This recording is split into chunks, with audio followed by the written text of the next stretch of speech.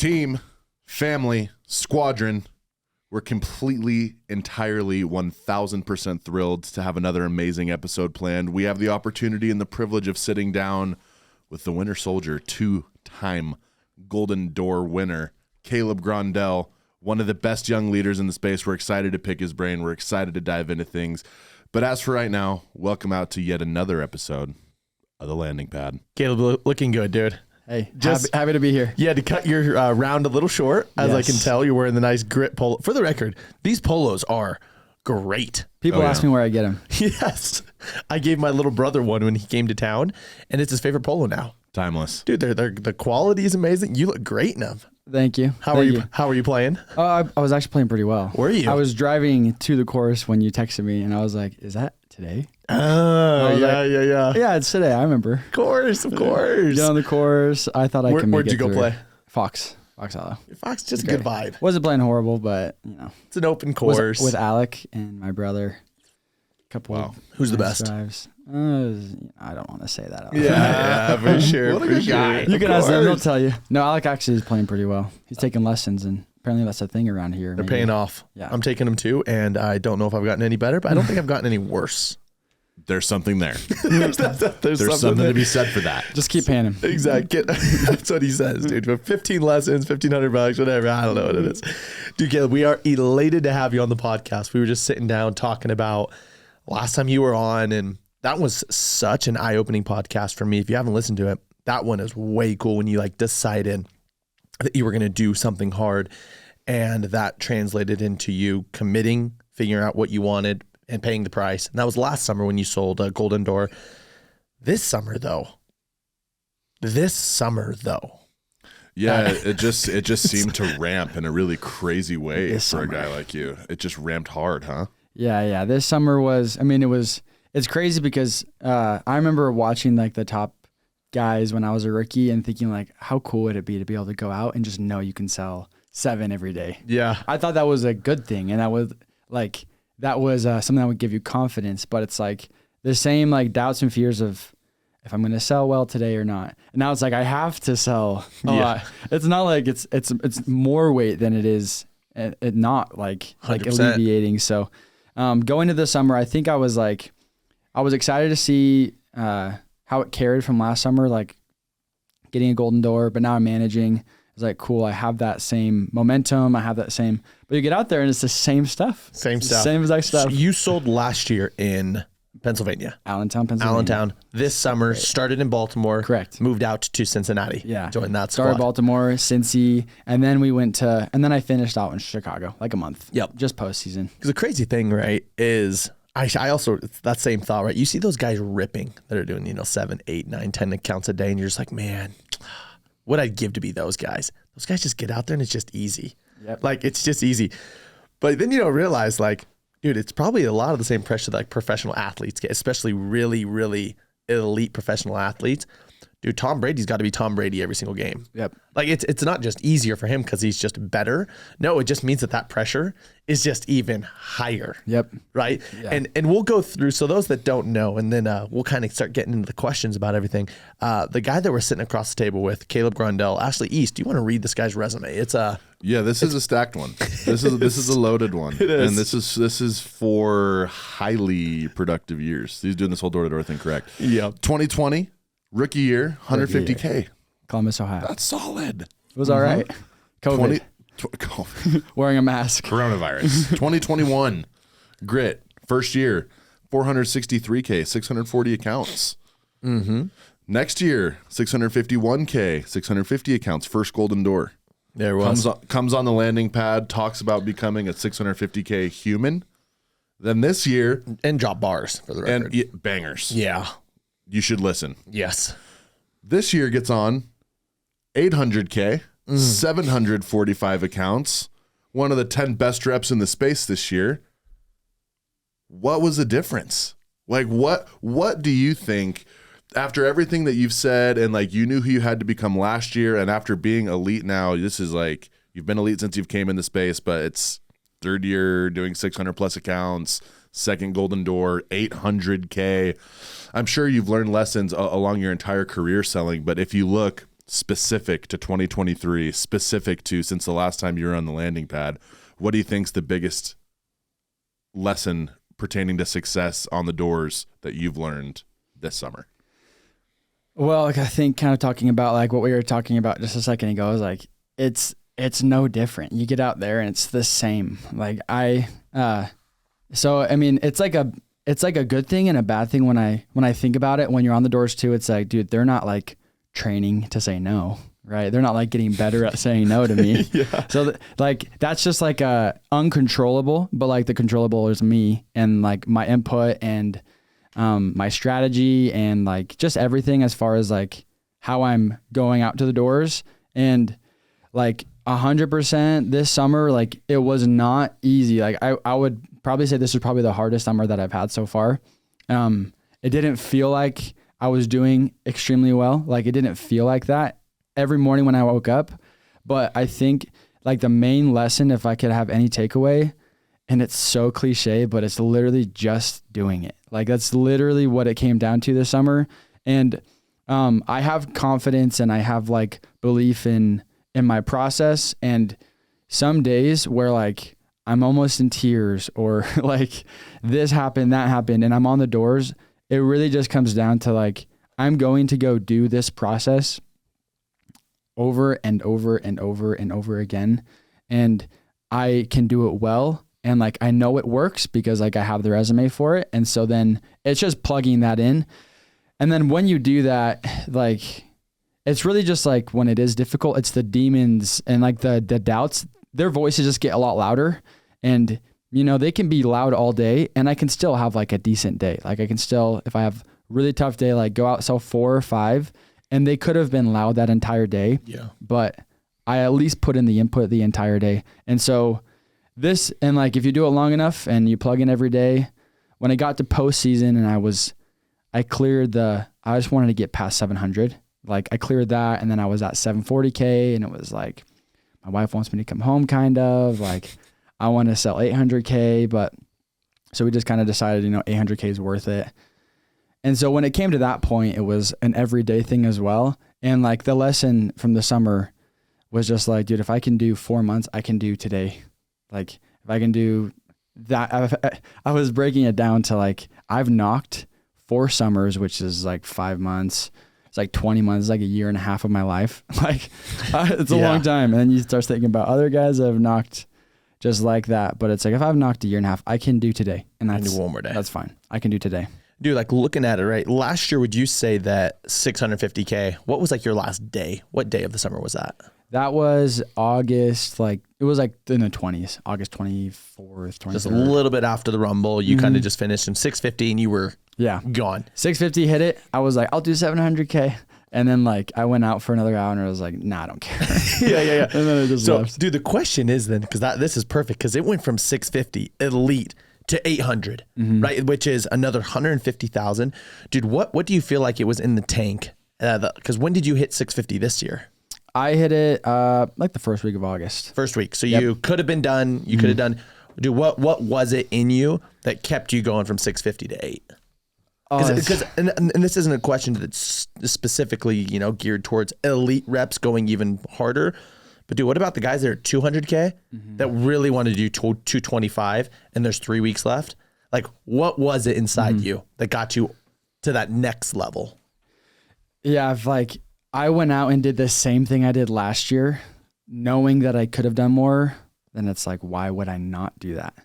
Also, dude, 800, like just, I guess getting past like the 650K, like that wasn't my goal. Like my goal wasn't 650K to begin with. And what was it this summer? It was $1 million. Okay. I fell short. Hey. It was $1 million. So hitting 650K, like as late as I went out, or as late as I was into the summer, like I knew I wasn't going to hit it. I could have stayed out, but just like, like with my wife and everything like that, it was 100%. Like, it wasn't completely up to me. And I wanted to, dude. There was like times in the summer I was like, dude, I don't care if I'm here till like end of October. I don't care.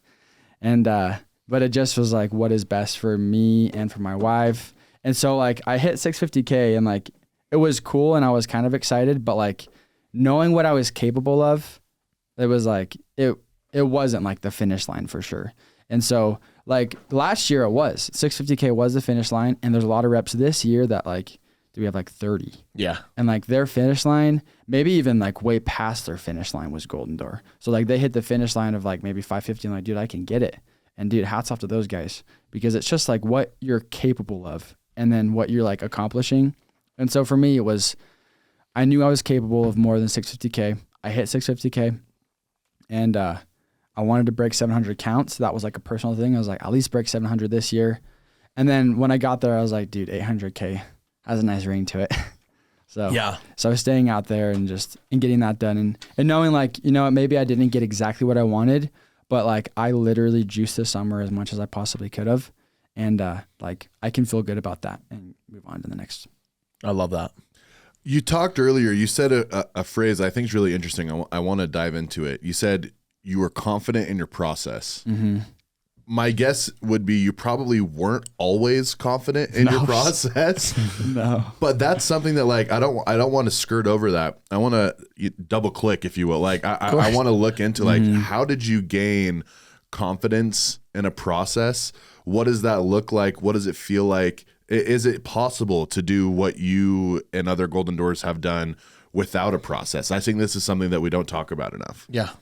Yeah, that's a great question. My rookie year going into the second year was 100% like that was my only focus was like the process. And it's interesting now looking back at it because like it's not as much as a focus now, but in the moment when I would talk to like top guys and they would be, you know, like less focused on it, it was just because they already dialed their process down so much. And there's definitely steps. Like if someone tells like the pitch doesn't matter, like they're just explaining from like where they are almost. Like the pitch obviously like kind of matters, but the pitch is just like part of the process. It's not the whole process.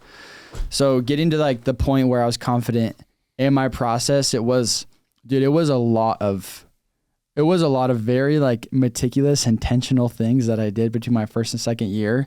And anybody can do that. Literally anybody can. What were some of those things? Yeah. So get specifically, like I literally to get straight to the nitty gritty, I was very intimidated by people. I was very like sometimes I would look at top guys and I was very put them on a pedestal. And so I literally dove into that. I just asked like, why is that?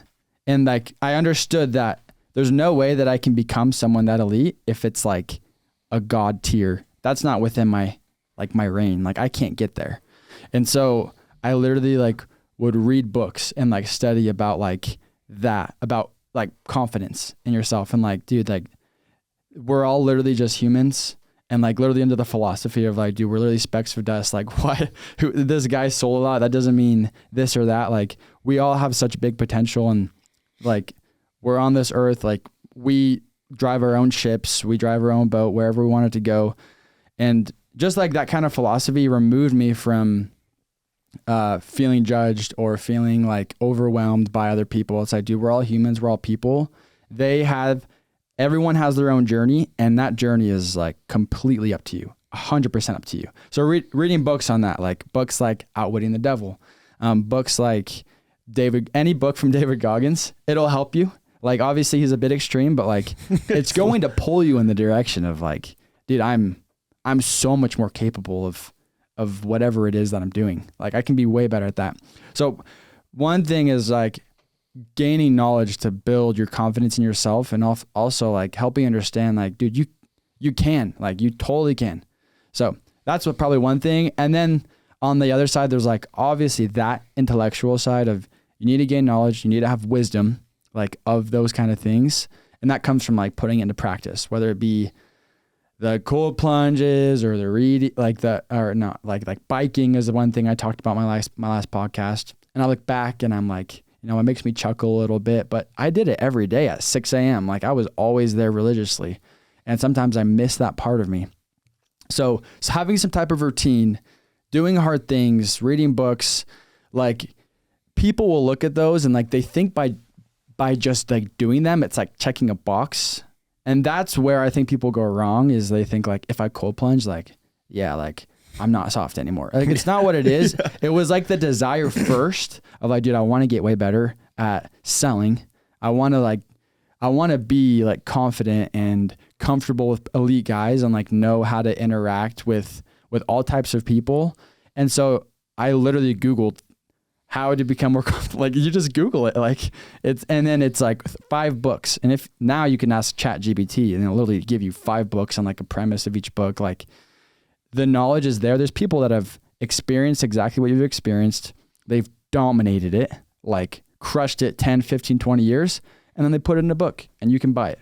People don't read it, but like, you could literally buy that book, read it, take notes on it, understand, okay, I'm living with like unlimited beliefs, and you can grow. Like, that is the realization I had. And it wasn't like it was never like a snap moment, but it was an everyday thing for like 6 months. And then the summer came and then I had like more of a bigger summer. And that's when I was like, dude, this is a lifestyle that, I can have my entire life. No, I love that, dude. And I love what you said. I don't want to gloss over what you said, right? Like, when you put guys on a pedestal, right? Like you were saying, after your first year, you'd see guys like Drew Hansen. You'd see guys like Parker, Skyler, Brock, all those guys. And I'm a big, baseball guy, big Angels fan. I put them away for a couple of years because they broke my heart. But it was in a pregame speech, Shohei Ohtani, when they were playing Japan versus the USA, right? The US, that team was beyond stacked. Mike Trout, Nolan, like, they had everybody, Mookie Betts. And the Japan team was just a bunch of like Japanese players, right? The guys that, I think they had 3 MLB players. So what was their like take on everything was that, they admired every single player on that. Dude, the odds of the USA to win were just through the roof. Like, it was a lock. So right before the finals, when it was Japan versus the US, Shohei Ohtani said, like, let's stop admiring them. If you admire them, you can't surpass them. We came here to surpass them, to reach the top. For one day, let's throw away our admiration for them and just think about winning, right? Which is like, for me, that was something that was so powerful. Because yeah, dude, like, if you put Drew Hansen and Zach Seeger and these guys on these pedestals, and they are gods and they're unattainable and they're like, you just can't reach them, dude, you're never gonna be able to play with them. And the coolest thing that happened is, in that moment, dude, Japan won. Right? Japan beat America, which was insane, came down to the final out. Like, it was an electric game, but it was so cool that, yeah, dude, like what you said, if you want to be a Golden Door rep, dude, stop thinking that they're any different than you. Stop thinking that they've got some secret sauce, that they were just God's gift to door-to-door sales. Dude, you got to throw that out. If you're going in thinking that it's something that is just unattainable and only the select few and chosen were chosen to be Golden Door reps from the womb, then, dude, you're never going to get there. Never. Right. And I just love that you said that. And then obviously to the point where Casey Baugh just says, yeah, dude, if you're uneducated in 2023, you're irresponsible. Yep. Right. Like, that's with everything that we have at our fingertips, this podcast, the books, the trainings, everything that we have. If you want to be good at door-to-door sales, dude, it's a choice. And if you're not good, I don't want to say like you're irresponsible, because some people just aren't, but you can always be better. Yep. Right. And those are some of my thoughts on that. Caleb, what I'd ask is, at this point in your door-to-door career, like, you'd have very little to prove to the space. Like, you have your guys know you're that guy, you're viewed as that guy, like multiple time Golden Door winner. I'm just very curious to hear from you. Like, how does your why continue to shift? Like, now you've made great money year over year over year. Like, you've had great summers year over year over year. Like, you've created a really strong brand for yourself. I'd imagine like maybe the why has shifted, maybe it hasn't. Explain why. Like my the desire to go out, for example, like on a day when, what do I think about? Is that what you're asking? Yeah. So yeah, what you're thinking about, like why you go out and do it. Like, how has your motivation changed? Maybe at the beginning it was significantly more like will to survive. Like, I've got to like figure this out so I can make money and like start to like, like have some flush and then like live a little bit better lifestyle, versus now, like, I'm sure it maybe is way less survival, way more like do it for my people, or maybe it's way more like, hey, I'm just personally competing against myself every day, or I'm competing against my standard of excellence. Like, how have you seen your approach, your mindset to like entire summers continuing to work the crazy hours after you've earned top tier money after you've proven yourself? Like, what continues to fuel the fire? It's crazy when you asked that question, and like as you were explaining that right there, I had a thought, and I think this is like a life philosophy that I've never thought about till like right now. But my favorite thing in the world ever is being good at something. That's my favorite thing. And then not being good at it at first, but then being good at it over time. That is, I think there's no better feeling.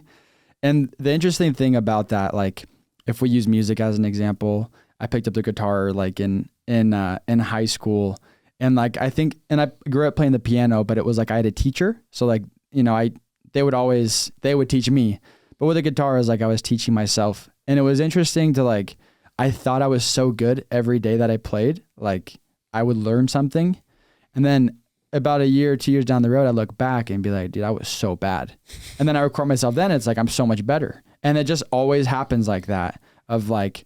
That feels so good. And it's never like, you can't be good at the guitar if you play it for an hour a week or even 5 hours. And like, if I say, let's just say I play 5 hours on Wednesday every week, like that type of space is just you're going to get better, but not as fast. Whereas if I just play literally like 15 minutes a day or 20 minutes a day, and whether it be like, piano, guitar, or whether it be golf is like another great example of like, dude, I used to be so bad, and like, I'm still bad, but not as bad. Yeah. The golf is, I think, one of those ones where and that's my favorite thing ever, is to be good at something.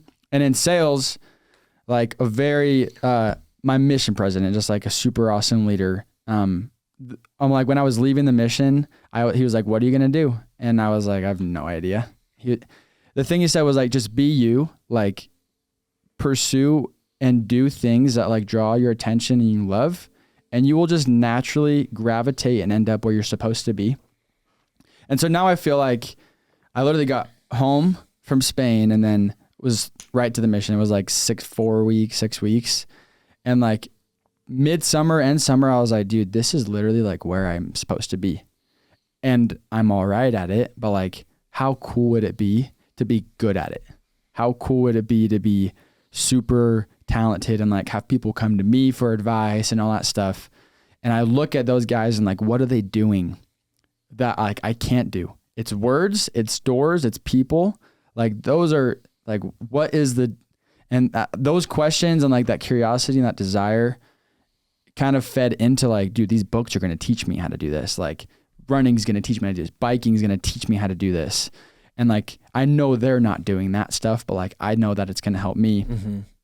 And then going into my second year, like that improvement was like in the moment, you don't really feel it as much, but like, dude, I'm just so proud of that. I'm so grateful for that. So the purpose and the reasoning for like going out and knocking every morning throughout the day has literally nothing to do with like, the money, obviously, as cliche as that is, but like, I thought it'd be so sick to make like, racks knocking doors, and like, I'm super grateful and blessed for that. But it's just like, cause you are. Yeah. Pulled up in the Tesla today. Exactly. I'm just kidding. No, but, I think it's just like a part of like, it's part of who I am. Like if I were to go out my whole life, it's been like, if I'm going to be here, then I'm going to be here. Like if I'm going to be here, what's the point if I'm not doing it all the way? My rookie year, when I would hear about people sitting on the curb, I didn't understand that till like 3 months in. I was like, what does that even mean, sitting on the curb? I literally did not get it. Yeah. Like John came and was like, it sucks sitting on the curb in Columbus, Ohio in July. And I was like, what do you mean? I don't get that. Like I'd never understood like that. And I was like, dude, it's almost like a mental thing of like, it makes me feel gross if I'm like, oh my gosh, I was like, in that hour that I didn't knock, but like hypothetically, I could have gotten like 2 deals. That means I'm like closer to my goal. It's just like, that's how it's always been. So now that I'm selling, it's the exact same thing, dude. And it's grown, and it's like also refined because of the people that I've been surrounded by. And it's like, dude, if he can do it and he did so good already and now he's doing this, dude, why would I not like double down on that? Yeah. Dude, I kind of want to get, I don't want to get a little, maybe not vulnerable, but I actually want to like hear your thoughts on this. Most of the Golden Door podcasts that we'll have the majority of them, their goal was 650. They hit 650. They drove home happy. They drove home. They hit their goal. They are elated. They are stoked, right? Yep. You did that last year, right? This year, your goal was $1 million, which by no means is easy. It's almost double, right? Almost double. That being said, I didn't know that you fell short of $1 million. I had no idea until we're sitting down right now. Dude, I want to hear for those reps that didn't hit their goal. That you didn't. Right now, you also did 800K, not, but you didn't hit your goal. The amount of people that are listening to this, 95% of them didn't hit their goal this last summer. Dude, talk me through your thoughts on the drive home. Talk me through like, what do you think it's going to take to hit your goal next year? Yeah. Or just kind of like, what are some of your thoughts and how do you plan on, I'm not saying bounce back because it's not I don't want this to come across like you didn't crush it. I know exactly what you're asking. Right? How do you feel like, because some people didn't hit their goals and dude, it's like, it's hard. It hurts them. And then the next year it's even harder. What's your plan to bounce back or what are your thoughts on that? Yeah, I think the problem for me this summer, and I feel like these people can also relate, is that I never believed that I could do $1 million. Really? That is where I think like I made, like that was my error. That was my like problem. And I learned that this summer. And that's a good thing that I learned that. 100%. It's not a good thing that I didn't hit $1 million, but I'm grateful that I learned that, and I can be like self-aware enough to be like, dude, you just never believed it. I remember like I would literally track out the summer when I would write stuff down like before the summer, like, okay, I did this much last year. It's this many a day. If I have a personal tech, my sales of service will go up at least 10, 12%. So I'm already in like the 700, 715 count range. With the contract value increase, I'm at 750. Like I'm already like a 740, 800K rep. That's what like I would write down. And then to add, 200 or 150K to that, like that's where I'm going to need my improvement. That's my thought process going into the summer. So I believed I was 800. $1 million was out of my reach, and that's what I had to do. And it was a battle in the summer, and like in the middle of the summer is when I was like, I'm not pacing for it. It's a lot of pressure right now to like make up ground or be out here till Christmas. Yeah. and the summer was not easy. There was tons of trials and like it was heavy. Just there's a lot of things that I was like, it kind of came to a decision of like, okay, I'll hit Golden Door, and then I'm going to go from there. Like it's just lots of ebbs and flows of like, I want to be done at Golden Door, but it's like, no, dude, that's just like that's not going to be fulfilling. That's not like what I am. And I'm capable of so much more. Yeah. And I think because everyone stayed, like a lot more people stayed this summer, it was like that much more motivation to be like, dude, I can stay. Like if he's staying, he did this last year, I can go. And so I needed to clear 700 accounts. And I told my wife, because she really wanted me to come home before I went to Chicago, I was like, I'll hit 700 and then I'll be home. And then I hit it. And then I was like, I'm a 45K away from hitting 800K. And like, that would be great. Like that would be me. I'm wanting to be done right now, but I'm going to push myself. It's like an extra rep almost of like, I can do one more. So like, that was kind of the thought process behind it. I was discouraged like some days in the summer, but I'm like, I learned that about myself, and I think there's like value in that. I'm not saying don't hit your goals. No. I think that was awesome. But okay, where I would like to end, and this is where I think this will be a really impactful answer. Since you've taken yourself or taken others off of this pedestal that you put them on for so long, and now like it hasn't been said, we've talked around it, like now you are the guy on the pedestal. Yeah. How have you seen your day-to-day life change? Like, not obviously the sales numbers have been unbelievable, but since you made this conscious, very intentional effort to like, hey, I'm not going to talk about myself any differently than I talk about the Drews and the Johns and the Codys and the Bens, whoever. How have you seen your life change from making that one decision to say like, hey, I'm no longer going to like elevate, not that they're not unbelievable people, but like I'm going to start acting and behaving and living as if I am already one of them? Yeah. That's a great question. I think it's been like a huge relief for me. And it can get deep to like, what I thought mattered. And like I literally as a rookie was like, dude, Cody Olive and Drew Hansen, There's no way they bite their fingernails. I have a bad addiction to biting my fingernails. Like, that's like how weird I would then like, dude, they're just so perfect. They have perfect body language and paraverbals and all that stuff. Like, I thought that all was like, that's what it was. And then I got home and we were in a meeting and I look at Drew Hansen, he's biting his fingernails. I'm like, what the frick? He's like, not, like I have the same thing. Like, I can't stop. So it was like one of those things where I was like, dude, a lot of things that you think matter, they just don't.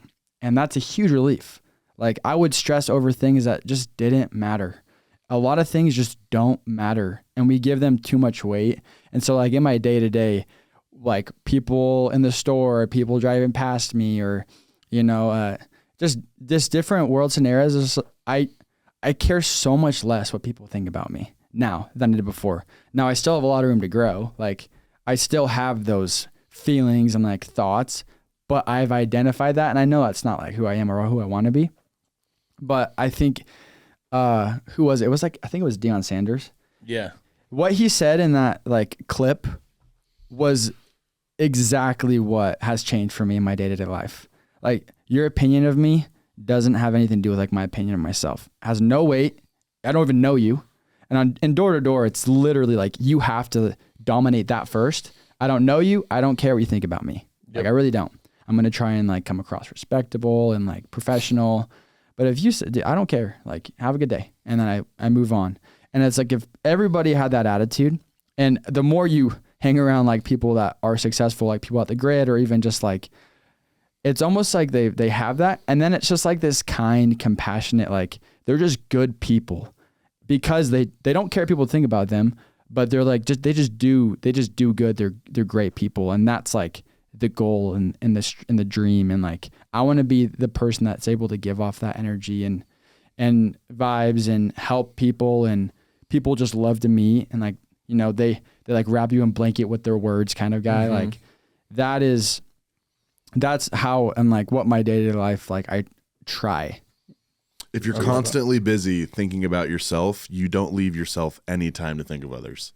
Yep. And so I that answer to me is all the landing pads wrapped up into one. It's like everything that we are trying to promote and be about and do and replicate is exactly what Caleb is describing. It's people changing themselves, and it's people like fostering this confidence and belief and ability, not pulling it out of the clear blue sky and not just getting it from osmosis, like just showing up here. And like, Caleb didn't just show up here at the Grit and become this amazing human. Like, yeah, it's more believable being surrounded by other amazing humans, and it's probably easier to swallow the pill of like, I can be that guy, I am that man, I am that woman, because you're surrounded by so many of them. But to me, what Caleb said is everything that we're after. Yep. It's starting from the inside, like completely building from within, and it's becoming who you say you are.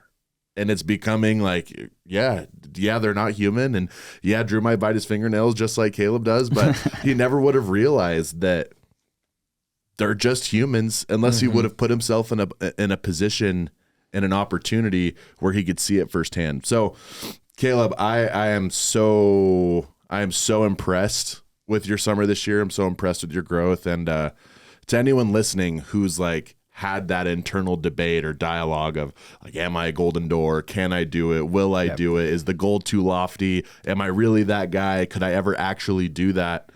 I don't think we've ever heard it more cut and dry of like, this is what it takes. It takes establishing a process. It takes belief. It takes relentless work. It takes pushing one more. It takes going through the trials. It takes staying longer than you anticipated. Yep. But from what Caleb's saying, it's all worth it. 100%. And what I want to start doing, especially on these podcasts, if you loved what you heard from Caleb and you want to work with Caleb, right? You're outside of the Grit and you're like, dude, Caleb, this guy is speaking my language. Dude, shoot him a DM. What's your Instagram handle? C Grondel. C Grondel. How do you spell Grondel? Grondel. Perfect. You'll find me. Yeah, find him, right? DM him. Ask him questions. If you're in a spot, like I said, and dude, he did 150K, then 400K, then 600K, then 8. If you want to have that trajectory and like, that success, dude, DM him, work with him. He's more than willing to work with anybody and everybody. But Caleb, you absolutely crushed it. We appreciate. Thank you again for dipping out a little early from those 9 From the holes. links. Get back out there, finish your 18, knowing that you happily contributed to the mental health of those listening. I love it. We love you, brother. Caleb, we appreciate it. As for this episode, we out.